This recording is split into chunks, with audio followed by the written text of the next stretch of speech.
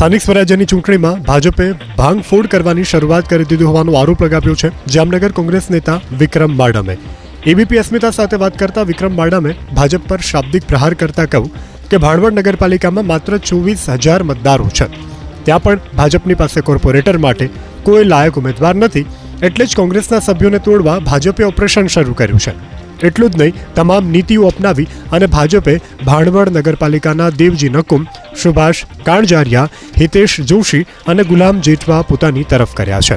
અગાઉ લોકસભાની ચૂંટણીમાં મિતેશ વાઘેલા અને સુભાષ રાડિયાને ભાજપે પક્ષમાં સમાવ્યા છે, ત્યારે ભાજપની પાસે જાનૈયા છે પણ વરરાજા કોંગ્રેસના છે તેવી સ્થિતિ ઊભી થઈ છે।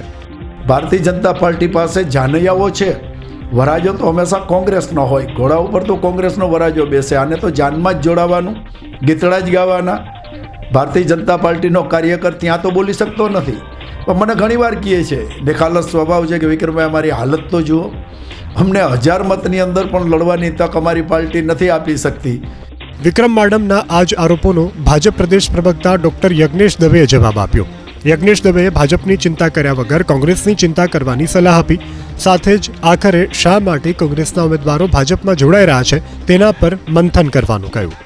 મારે વિક્રમભાઈને એ કહેવું કે કોંગ્રેસ કેમ તૂટે છે ને એની તમે પંચાયત કરો, જે લોકો ભારતીય જનતા પાર્ટીમાં જોડાય છે ને એની ચિંતા ન કરો, કારણ કે જેણે રાજકારણ સ્વીકાર્યું છે, જાહેર જીવન સ્વીકાર્યું છે, અને ક્યાંક ને ક્યાંક માધ્યમ પસંદ કરવામાં પોતાની ભૂલ જણાતી હોય, કારણ કે કોંગ્રેસનું માધ્યમ એ અત્યારે પ્રજાભોગ્ય માધ્યમ નથી, કારણ કે કોંગ્રેસના કોઈ નીતિ નથી, સિદ્ધાંતો નથી, નિયત નથી, કશું જ નથી।